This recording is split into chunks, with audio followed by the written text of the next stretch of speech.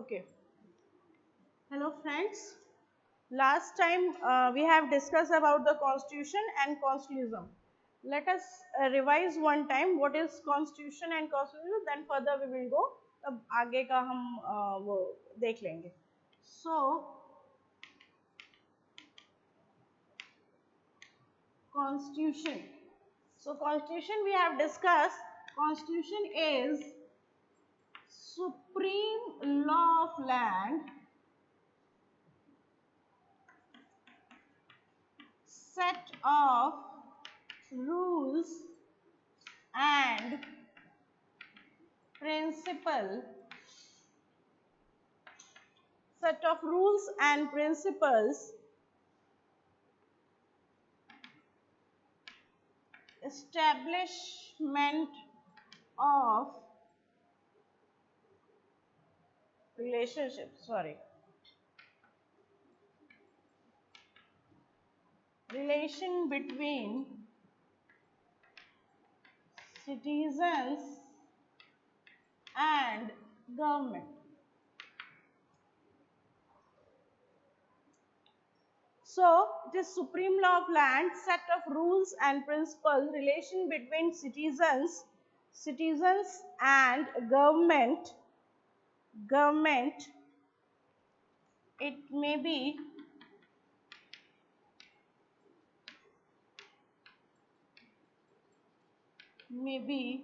written and unwritten.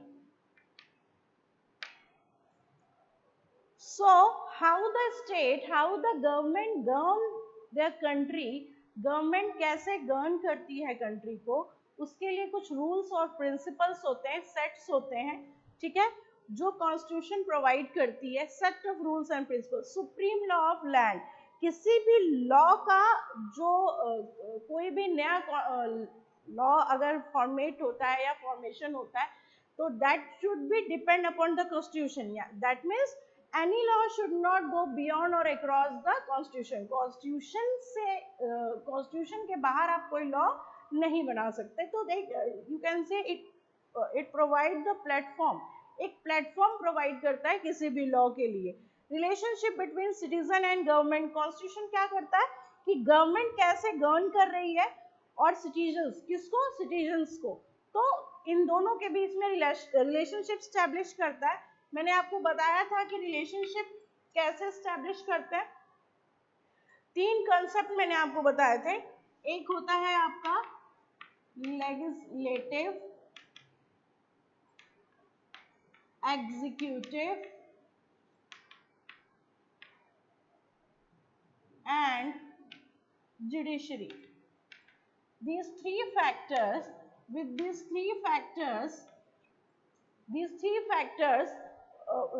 make the relationship between government and the people.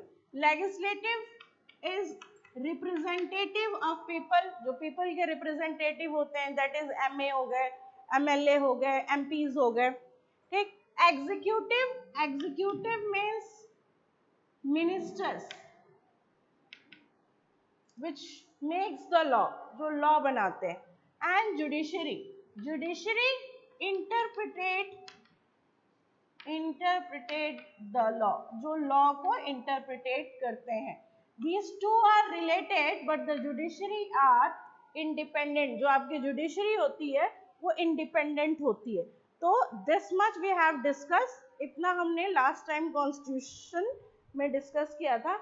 एक और हमने एक पॉइंट डिस्कस किया था, that is the constitutionalism.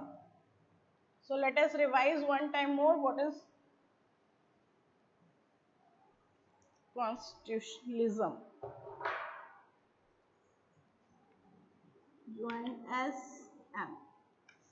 So last time I told you कि it is not important that every country follow the constitutionalism. जरूरी नहीं है कि हर कंट्री में constitutionalism follow. constitution मैंने आपको नॉर्थ कोरिया और हिटलर का एग्जांपल दिया था. तो सिंपल constitutionalism आपका क्या होता है? It is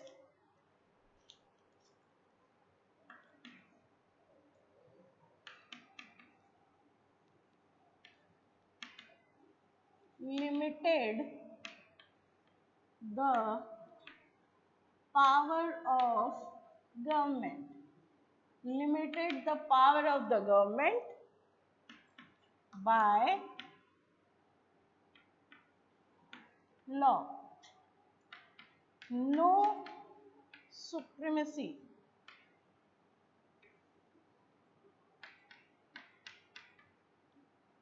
No arbitrariness.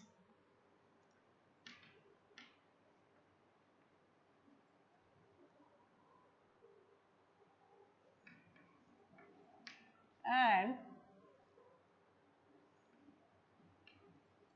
separation of power.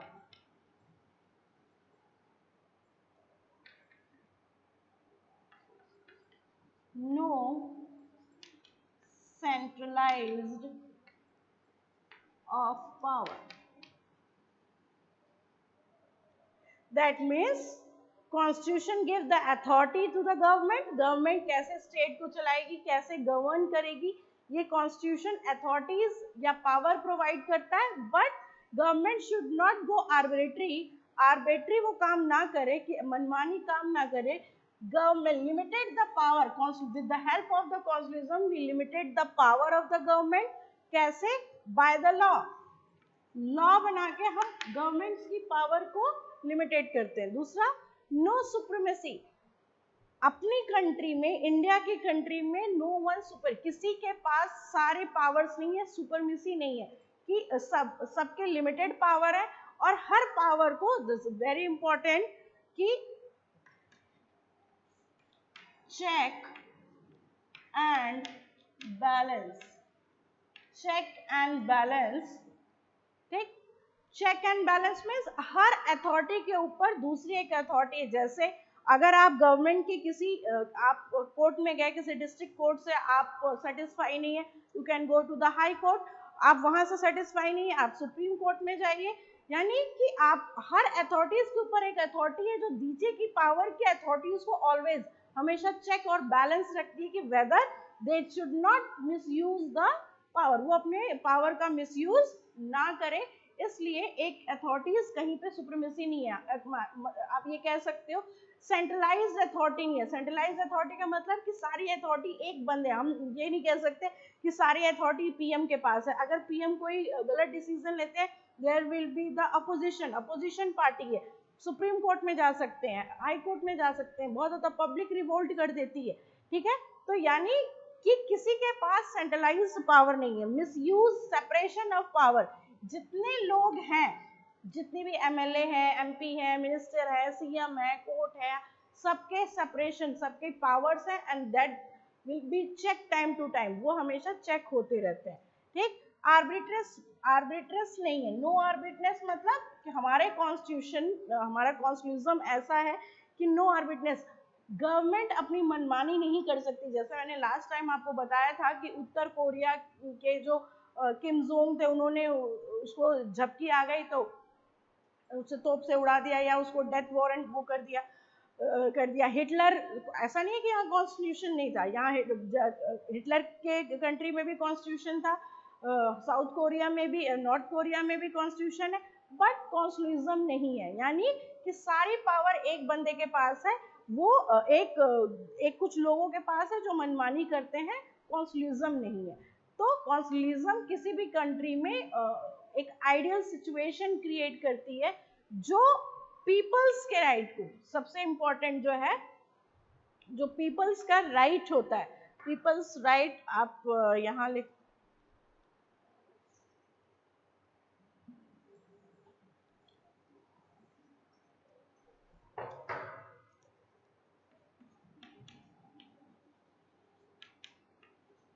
protect the rights of individual and groups of people. ये कॉन्स्टिट्यूशन क्या करता है? इंडिविजुअल्स के, आपके जो फंडामेंटल राइट्स है, जो इंडिविजुअल्स के राइट्स हैं, को प्रोटेक्ट करता है कि कोई भी किसी भी बंदे का या किसी ग्रुप का या किसी पर्टिकुलर रीजन के, चाहे वो हिंदू हो चाहे मुस्लिम, वो अपने राइट्स का फुल यूज कर सके, उनके कहीं पे एक्सप्लॉयटेशन ना, गवर्नमेंट उनका एक्सप्लॉयटेशन ना कर सके, इसलिए कॉन्स्टिट्यूशनिज्म होता है। तो मेरे ख्याल से कॉन्स्टिट्यूशन और कॉन्स्टिट्यूशनिज्म ये आपको क्लियर हो गया होगा। ठीक, नेक्स्ट अब हम आते हैं foundation, formation of the constitution. Formation, constitution का फॉर्मेशन कैसे हुआ, कॉन्स्टिट्यूशन बना कैसे। तो ये चीज याद रखिए कि कोई भी किसी भी कंट्री का कॉन्स्टिट्यूशन एक दिन में तैयार नहीं होता है, कि रात में भीमराव अंबेडकर सोए और उनको सुबह सपना आ गया कि भाई कॉन्स्टिट्यूशन बनाना है, देश आजाद हो गया है, चलो अब उसके लिए हम नियम कानून बनाते हैं, तो ऐसा नहीं होता है। हर कॉन्स्टिट्यूशन का एक बैकग्राउंड होता है, and you know that 200 years हम लोग डिपेंडेंट रहे हैं ईस्ट इंडिया कंपनी और कंपनी के इसमें, इसीलिए हमारा कॉन्स्टिट्यूशन तो बहुत पीछे से बैकग्राउंड जो है उसका, जो उसकी हिस्ट्री है वो बहुत पुरानी है। तो सारी जो हिस्ट्री और जो उसका बैकग्राउंड है वो 5 एरा में बांटा गया है। तो जो पहला एरा आपका है वो है 1600 से 1675, 1600 से 1675 का हम एरा यहाँ से आज पढ़ेंगे, 1600 से 1605 का 5 एरा है टोटल, एक एक करके एरा हम क्लियर करेंगे। तो पहला जो हम शुरू करते हैं वो है 1600। ठीक, तो 1600 में क्या हुआ था, we are all know that जो अंग्रेज आए थे वो कैसे आए थे। अंग्रेज जब आए थे तो वो 1600 में, सबसे पहले अंग्रेज 1600 में विद द ड्यू परमिशन से आए थे। तो 1600 में हम कहेंगे इस्टेब्लिश, तो जो इंपॉर्टेंट डेट्स हैं, establishment of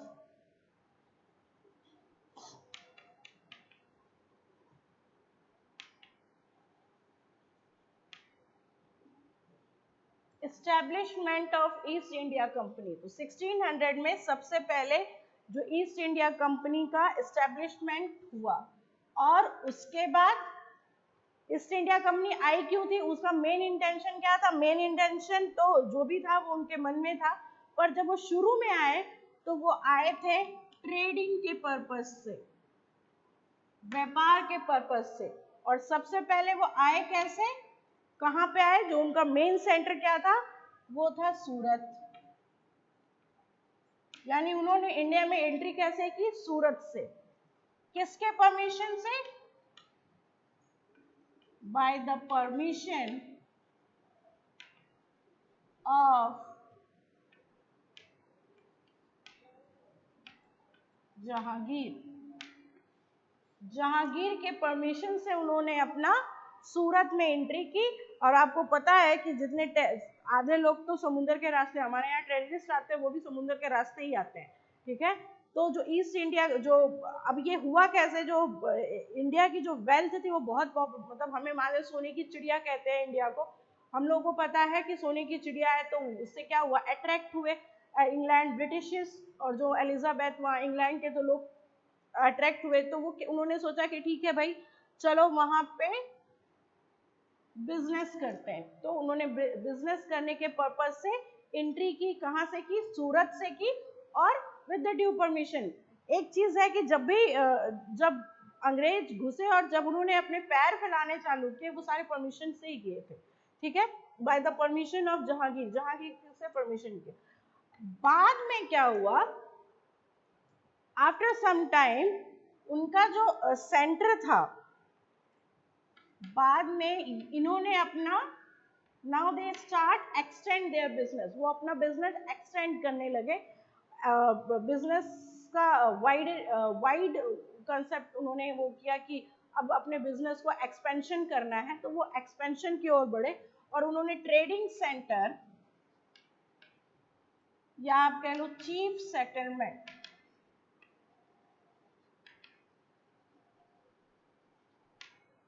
chief settlement centre 3 cities को बनाया, वो था आपका बॉम्बे, जो आज मुंबई होता है, मगर हम 1600 का एरा पढ़ रहे हैं तो बॉम्बे ही लिखेंगे। मद्रास, जो आज चेन्नई है।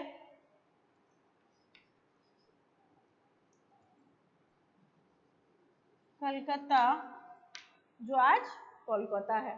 ठीक, तो इन्होंने क्या किया, अपना जो क्या नाम है, ट्रेडिंग है या जो अपना बिजनेस है, इसको एक्सपेंड करना किया, इसका एक्सपेंशन चालू कर दिया। और ये बॉम्बे, मद्रास, पहले इन्होंने सूरत में एंट्री की, उसके बाद जब इन्होंने अपना बिजनेस एक्सपेंड किया तो इन्होंने अपना बिजनेस जो मेन सेंटर इन्होंने बनाया वो बॉम्बे, मद्रास और कलकत्ता को बनाया। उसके बाद इन्होंने क्या किया, अब इसी में 1600 में ही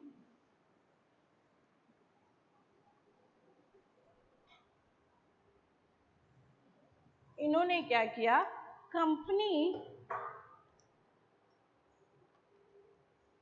अब कंपनी के पास कुछ पावर्स आ गए। Company means east India company was given power to make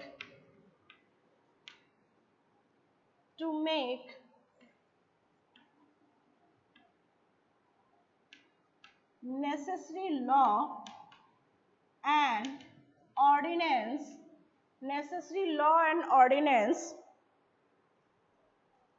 for good government of Bombay.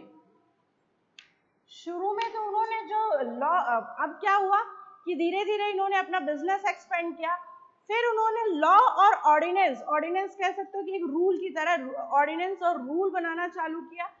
पहले शुरू में तो उन्होंने केवल ट्रेडिंग के पर्पस से रूल और लॉज बनाए। फिर क्या हुआ,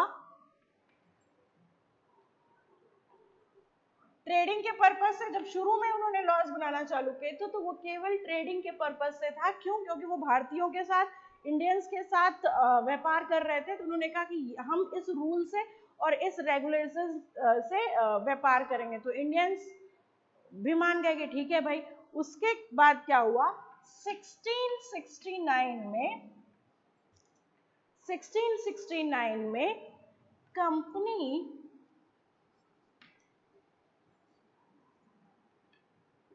acquired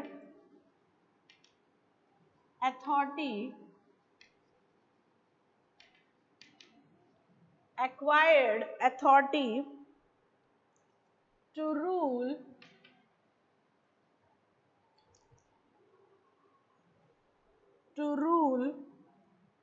over territory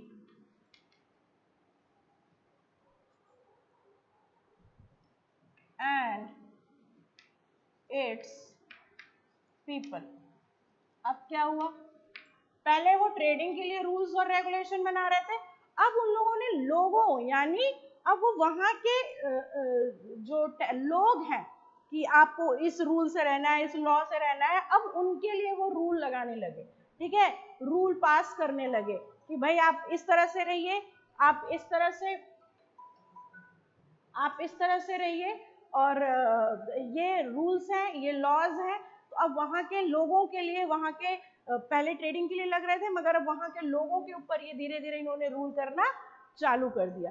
फिर 1677 में इन्होंने क्या किया, इट्स इशू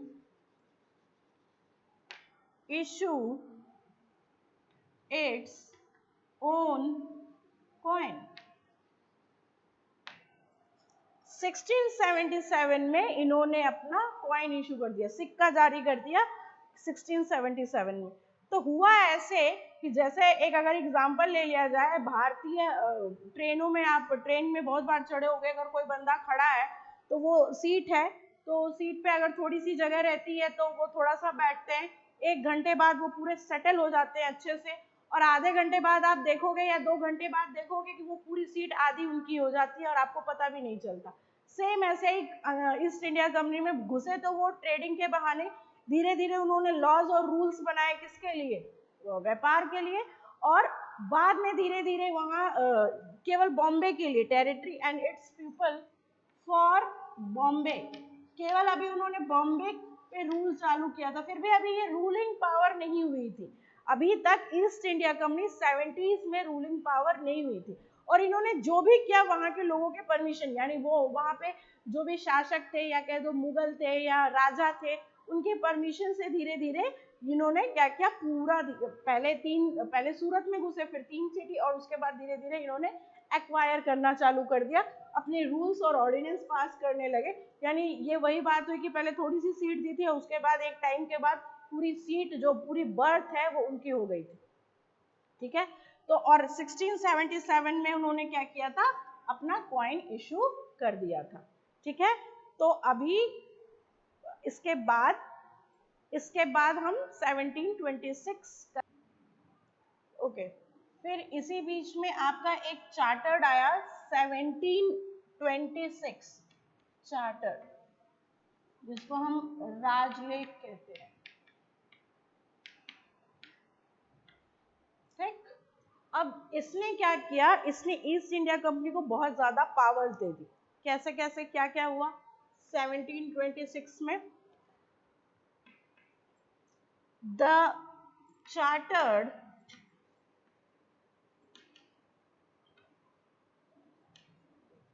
authorized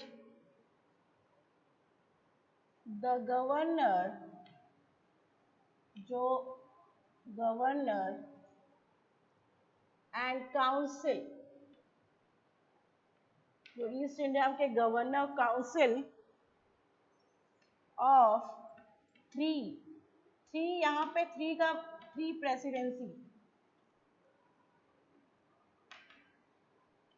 प्रेसिडेंसी यहाँ पे क्या, बॉम्बे, मद्रास और कोलकाता। ठीक, कोलकाता। अब यहाँ पे इन्होंने क्या किया, टू मेक, एथोराइज कर दिया यहाँ पे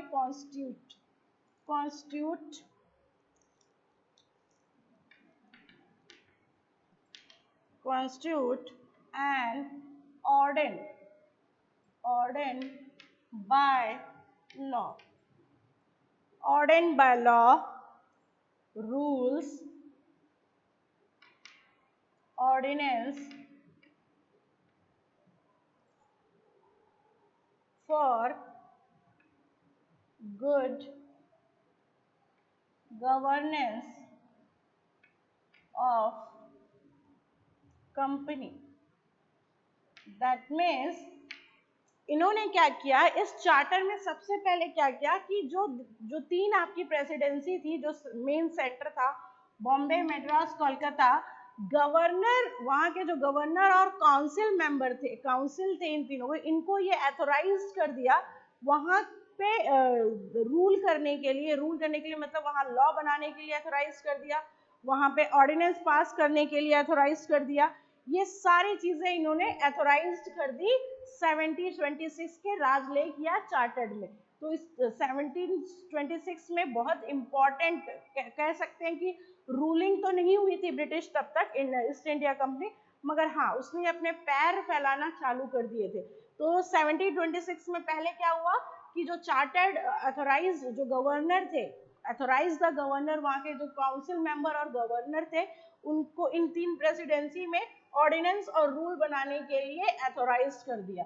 and to be impose the punishment, सबसे इंपॉर्टेंट ये कि इन्होंने ये भी कर दिया टू इम्पोज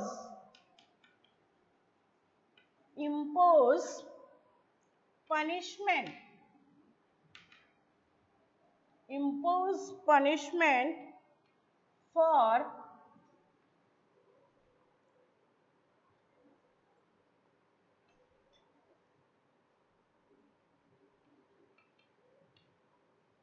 contravention तो इन्होंने जो गवर्नर और काउंसिल थे, उन्होंने जो रूल्स और रेगुलेशंस और ऑर्डिनेंस पास बनाए थे, ठीक है, तो उस पे अगर वो रूल और रेगुलेशन का कॉन्ट्रवेंशन होता है, मतलब ब्रीच होता है या उसे कोई नहीं मानता, तो वो इम्पोज कर सकते थे, मतलब कि वो उनके ऊपर पनिशमेंट इम्पोज कर सकते थे।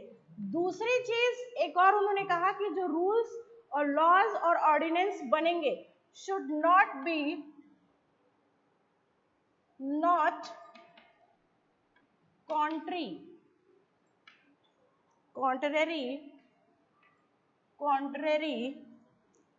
to the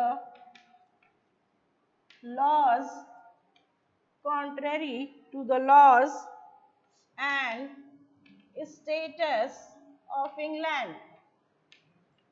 उन्होंने कहा कि जो लॉज और रूल्स बनेंगे वो जो इंग्लिश लॉ थे, आपके जो इंग्लैंड के लॉ थे, ठीक है, उससे अलग नहीं होंगे, उसकी स्टेट है, यानी कि आप ये कह सकते हो कि सीधे इंग्लैंड के रूल्स और लॉज इंडिया में धीरे धीरे इन्होंने लॉज और पास करना चालू कर दिया था। तो ये कहेंगे not contrary to the laws and statutes of England, जो भी इंग्लैंड के रूल्स और रेगुलेशन थे उससे अलग नहीं होने चाहिए। दूसरी चीज इन्होंने कहा कि रूल्स और law should be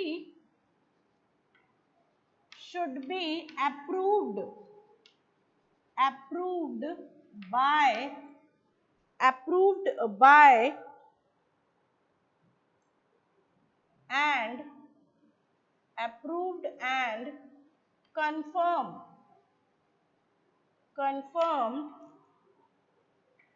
in writing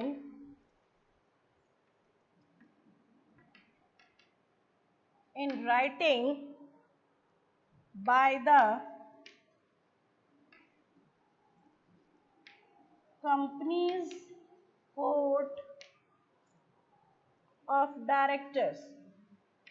जो डायरेक्टर्स थे, कोर्ट के डायरेक्टर्स थे, यानी इन्होंने कहा, शुरू में इन्होंने कहा कि ये 1726 में इन्होंने अथोराइज कर दिया कि जो गवर्नर हैं, जो काउंसिल हैं, वो रूल्स बनाएंगे, लॉज बनाएंगे, उनको ये अथोराइज कर दिया कि वो पनिशमेंट दे सकते हैं, इम्पोज कर सकते हैं पनिशमेंट, पेनल्टीज लगा सकते हैं।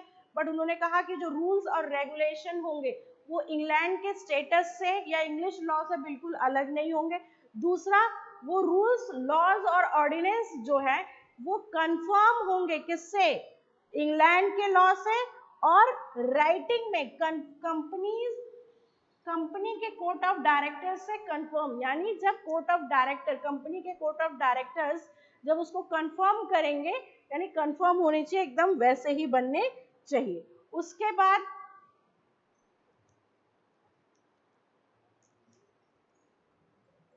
बाद क्या हुआ?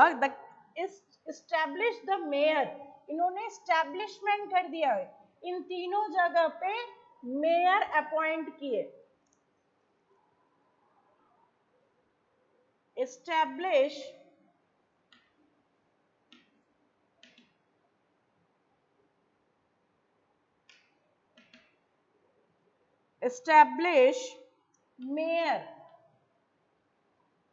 मेयर्स इंपॉर्टेंट है, mayors courts at Bombay,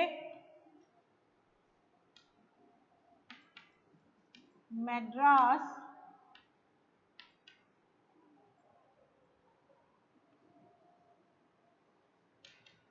Calcutta, ठीक, and introduce English law in this pregnancy, और इंट्रोड्यूस इंग्लिश लॉ, यानी इन तीन जगह पे पूरी तरह से बॉम्बे, मद्रास और कलकत्ता में इंग्लिश रूल्स और लॉ, यानी इंग्लिश मैन, एंग्लो इंग्लिश जो इंडियन थे, सॉरी इंग्लिश मैन के इंग्लैंड के जो रूल्स और लॉ थे, इन तीन जगह पे प्रॉपरली चलने लगे थे, रूल्ड होने लगे थे। यानी यहाँ पे जो ब्रिटिश और ईस्ट इंडिया कंपनी थी, उन्होंने रूल करना चालू कर दिया था, बॉम्बे, मद्रास और कलकत्ता, ठीक। और इन्होंने क्या किया था? मेयर कोर्ट्स, इन्होंने एस्टैब्लिश किया मेयर कोर्ट्स, तो शुरू से अगर देखें तो इन्होंने जो वहाँ के काउंसिल और गवर्नर थे उनको अथोराइज कर दिया, पनिशमेंट की परमिशन दे दी गई।